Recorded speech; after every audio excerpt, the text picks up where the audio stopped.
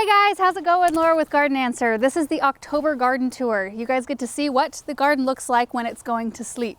And I'm going to be honest with you, I haven't done a whole lot of cleanup, so it's just like this is the real deal.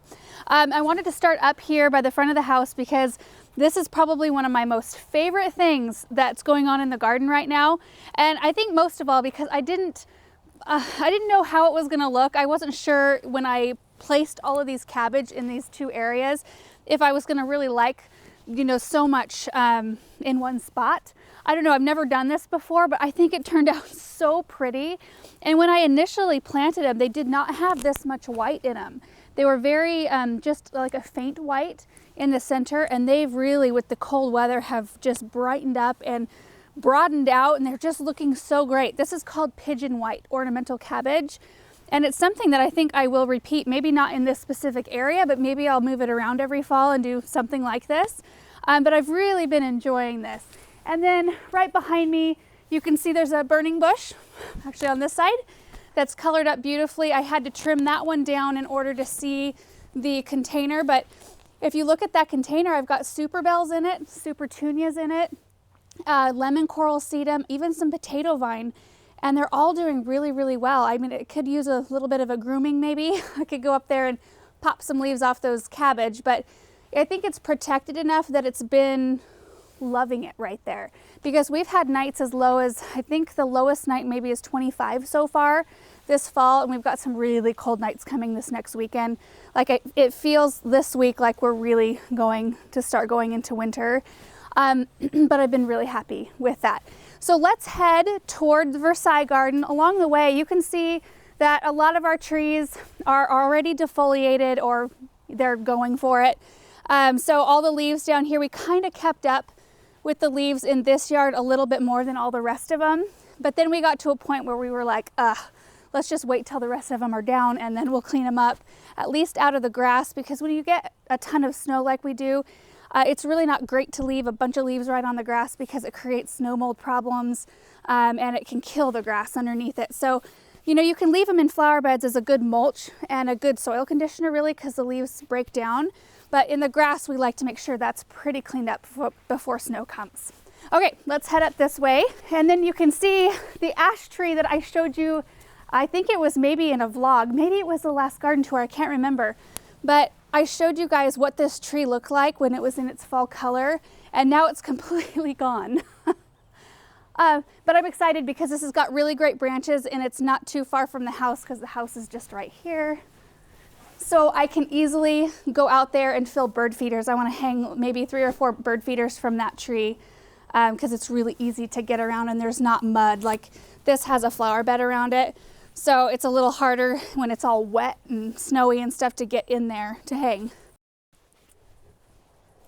So I've got a couple of fall containers up here. First of all, this one right here that we did the DIY obelisk. Everything's doing really well in this container. I love the cabbage.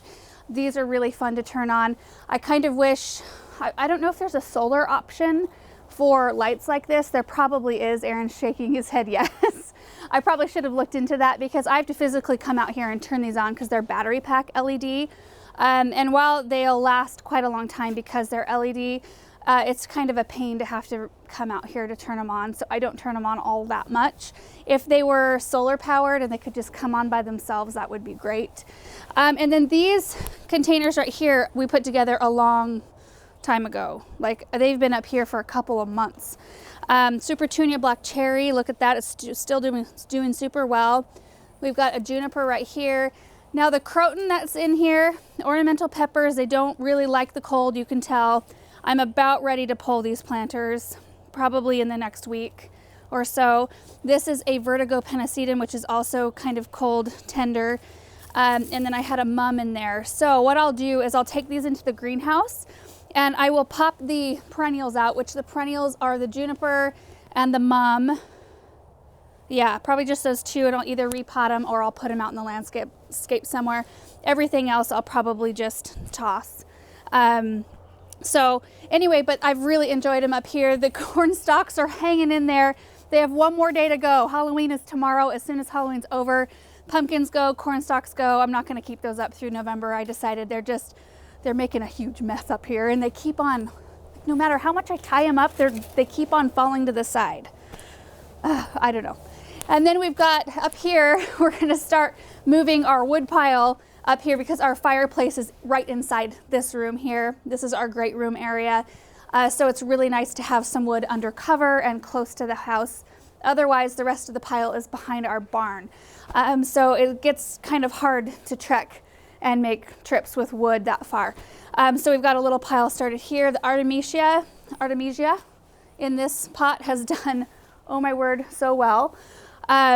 We've got, I can't remember what variety of arborvitae, but these have done really great. And I mean, given the fact that they only get maybe an hour or maybe an hour and a half of sun in the morning, and that is it, these plants have done great. There's a diamond frost euphorbia in there as well.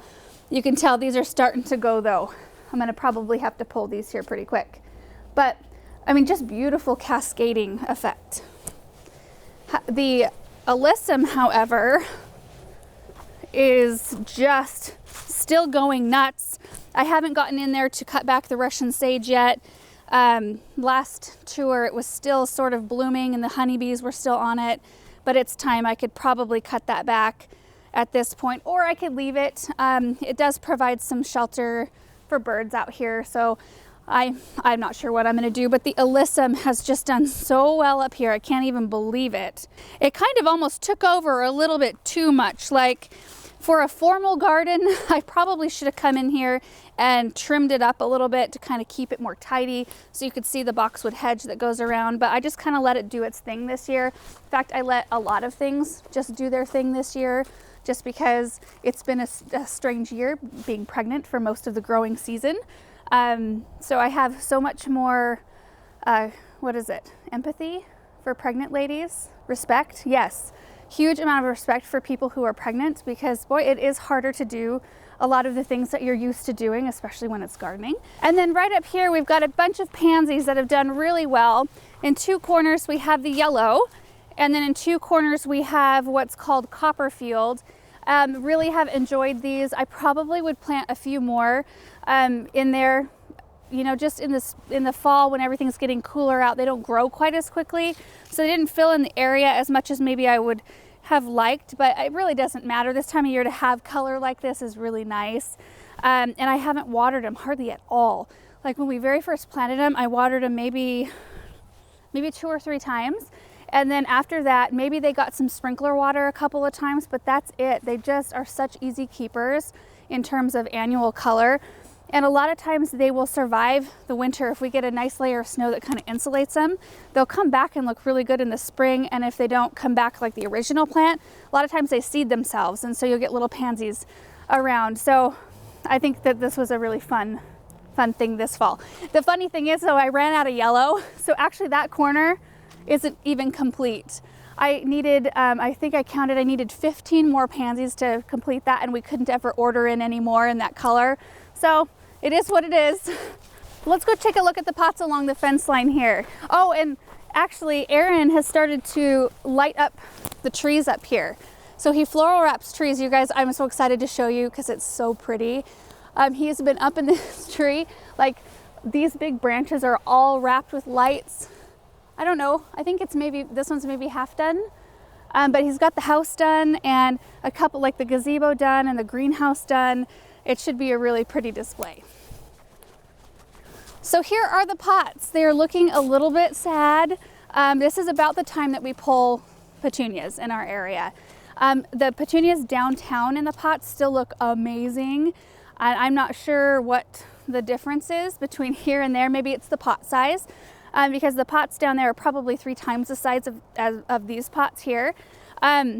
But you know, to get them to last through most of October is amazing anyway. So I think we're gonna get some help to come over here and help us get all of this stuff, just some muscle to help us get it out of the pot. So what I typically do with my containers at the end of the season, and I've seen some questions come through about this, like whether or not, you know, I save my soil for the following year. Typically I don't. When I clean out my fall containers, I clean them completely out. Anything that has been affected by any sort of bug, like these ones, I always deal with budworms in petunias and sometimes aphids. So I don't keep any of the stuff that was excuse me, any of the stuff that was in those pots. I get rid of all of it. And it's not something you want to compost either. It's something you want to either put in a burn pile or have it hauled off. You know, get rid of it, dump it somewhere, you know, take it to the dump. It will, you know, biodegrade. It will kind of compost itself there, but you don't want to do it somewhere and reintroduce it back into your garden somehow.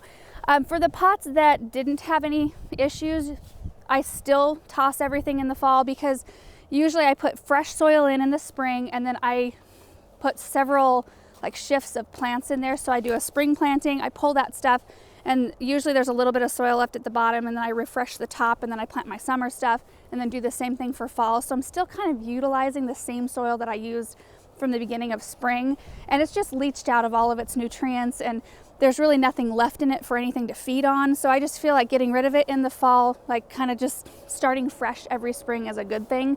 So that's what I do. And these will all come out probably in one big root ball, because these grasses and these supertunias just grew so much this year that they'll probably be fairly easy to clean out, but they'll probably be pretty heavy. So we'll get some help to do that.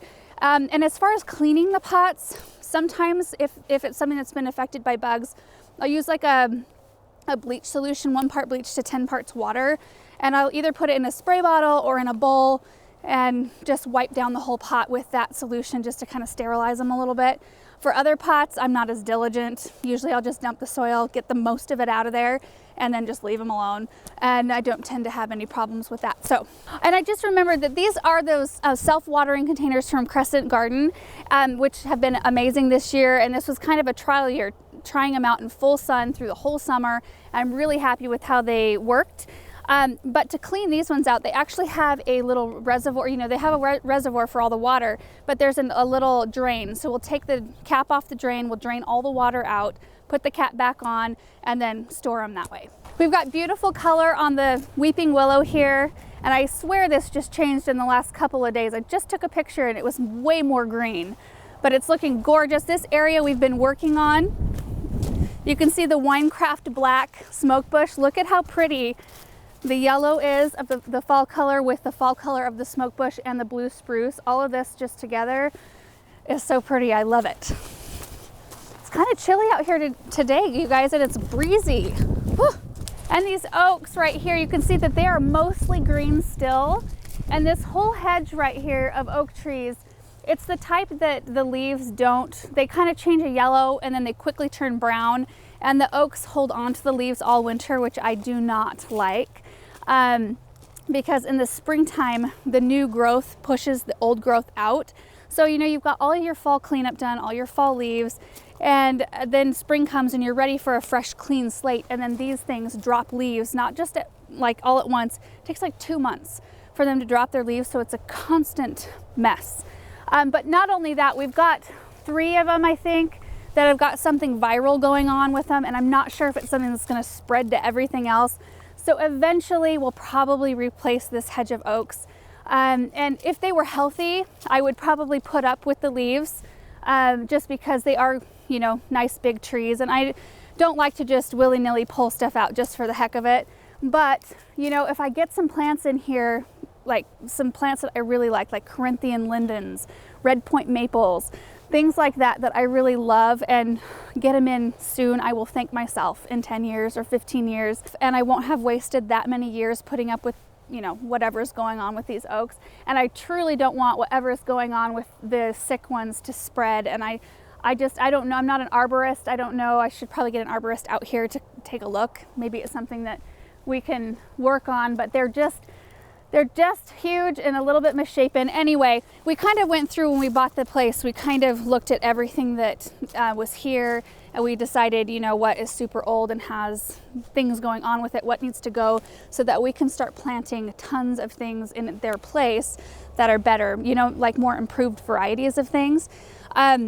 And that's next year. So next year is going to kind of be the year of trees. Aaron and I decided. We have already started a list of things that we want to put in, and we just want to start getting things planted, because if we can even get some big stuff going right now, even if it takes us, you know, 3 years, 4 years until we're ready to take these out, at least we'll have more stuff that's bigger and more mature. to kind of fill that void. We don't want to just take everything out and have a bunch of baby trees hanging out. So we'll kind of do it in stages a little bit. And I did bring home another evergreen that I'm really excited about. I think this is so sweet. I haven't planted it yet, but I love it. It is so pretty. This is called a Skylands oriental spruce. And this angle right here, this is kind of the vista right here, is so absolutely gorgeous. If you look at the structure of this tree, isn't that beautiful? It grows about 20 to 25 feet tall and 15 feet wide. So I'm actually going to be probably putting it, there's a row of super old lilacs right here that we're gonna have taken out. I'll probably put it right in here. So it has a lot of space to fill in because there's a beautiful smoke bush there, beautiful drift of grasses here, and then I'll start filling in around here. But anyway, I thought you guys might like to see that. It has bright yellow new growth in the spring. And this huge elm tree right here has pretty much lost almost all of its leaves. There's a few left up in there, and we've got a nice blanket down here. But you can see it actually looks really pretty in this bed. You might remember when we planted this area up, there's 3 hydrangeas in there, the Veronica, the Primo Wild Rose Heuchera, which still looks amazing. I mean, look at this foliage. Look at this. These are a semi-evergreen, beautiful plant to put in your garden, and looks absolutely beautiful up against this color right here. So this area right here is kind of right by where we park, and it's going to undergo, I think, a pretty good size transformation. Maybe not right now or next year, but I really this winter want to map everything out, and we might move this tool shed. I want to change it into a chicken coop, but I don't know that I want it right here because it's pretty close to, I don't know. We might move this kind of back toward the back garden and have chickens back there, and maybe put in maybe like a smaller fancy greenhouse right here, and then really redo this area, because this brick path or patio, excuse me, was kind of like there was stuff planted in random squares, and then they were filled in at different times with different materials. There's actually a concrete pad. We were told by the previous owners there's a concrete pad that runs underneath this whole thing. So it's going to be a pretty big undertaking to lift all the bricks and then get rid of that concrete pad so we can actually plant in here. So like I said, I don't know exactly how soon we'll be able to get to that, but it's exciting to plan and think. I think the anticipation and planning part is almost the most fun part. I don't know about you guys, but I think it'll probably include this whole area, because we've already talked about how we're going to revamp kind of entry here. So it's going to kind of be probably a multi-year, several step process to get it to where we want it to be. This spot right here though, right by these pine trees, we did have a bunch of stuff. There were a bunch of flower carpet roses in here that were so sick. They didn't get enough sun. They had powdery mildew super bad. They never bloomed. So we removed all of those, and Aaron and I want to put a pathway in right here, like a nice wide one. So we can get my garden cart, maybe the lawnmower in and out through this area, because the other way is really skinny. I don't know how wide that is. Maybe like not even, maybe 2 feet, maybe. I think my garden cart's 30 inches. So I always have to make sure that pathways are at least that wide, if not wider, and then wider for the lawnmower. And then we'll start really planting this area up. But the iceberg roses still have some color on them, so I haven't had the heart to come out and do anything with those yet. And this is where I was working today. I actually got to a point where I need Aaron to unload my baskets because they're too heavy. So I've got one back in there. There's my rake just chilling. I've just been kind of cleaning this area up a bit. There were some hostas in here that I cut back. I'm leaving, of course, the hellebores because those are an evergreen, will start blooming this winter. And this area I really haven't touched. I haven't put anything in. We have removed things, like right here there was a bunch of ivy, and I like ivy. Ivy is fine, but this area has so much potential, I think, for some shade loving things. And the ivy just constantly look kind of dusty and has spider webs on it and things like that. And I just thought, you know what, let's get rid of that so we can start putting some beautiful things in here. And so this area I haven't planted because I've been trying to rogue this ivy out. Look at that. See, I was working out here earlier. So there was Virginia right here, but I think maybe some hydrangeas, more hostas, some shade-loving things would be really nice right here. And then let's go up here. One last thing to show you up here. Check this out. This is a jolly good, I think, clematis, blooming October 30th. Look at how beautiful. I mean, there's a little bit of stuff I could groom off, but it's absolutely gorgeous. And it's been blooming since about the end of September, maybe? Like a really lovely surprise. This container right here has done fantastic. This is plain the blue salvia, which I've actually thought about using as a centerpiece in more containers because it bloomed like this all summer long. Beautiful, vibrant flowers that the honeybees loved it. So I've been super thrilled with this container. I just cleaned out a bunch of stuff right in here today, but I just don't have the heart yet to cut back anything else. And really, I only got rid of the things that could possibly carry over any kind of insect eggs like hostas. I got rid of that foliage so that we'd eliminate some slug population, hopefully. Super Tunia white, covered in leaves, but this is what I wanted to show you. Look at this. This tree right here has dumped all of these leaves in the last probably day and a half. I've been keeping up pretty good up here, and then it just all of a sudden did this, and now I'm just gonna wait because there's not that many more to come down, and it's actually very pretty, and it looks so kind of festive fallish right here that I'm just gonna let it be until those leaves are done, and then I'll do one cleanup instead of having to come out here multiple times. So anyway, I thought you guys would like to see that. It's actually very pretty this time of day too with the, I'm not sure where the video cut off right there. The camera stopped. So what I was saying is I just thought you guys would enjoy seeing this at this time of night with the light kind of shining in. It's just such a pretty scene for fall. So anyway, you guys, that's pretty much it for October garden tour. There's really not a ton going on out here right now. There's a lot of cleanup that still needs to happen. Which we are working on slowly. But anyway, just thought you guys would enjoy seeing what my garden looks like at the end of October. And next month is going to be interesting. We might have to do a like barn tour. I don't know what it's gonna do this next month. We might have snow, we might not, but we'll come up with something. So thank you guys so much for watching, and we'll see you in the next video. Bye.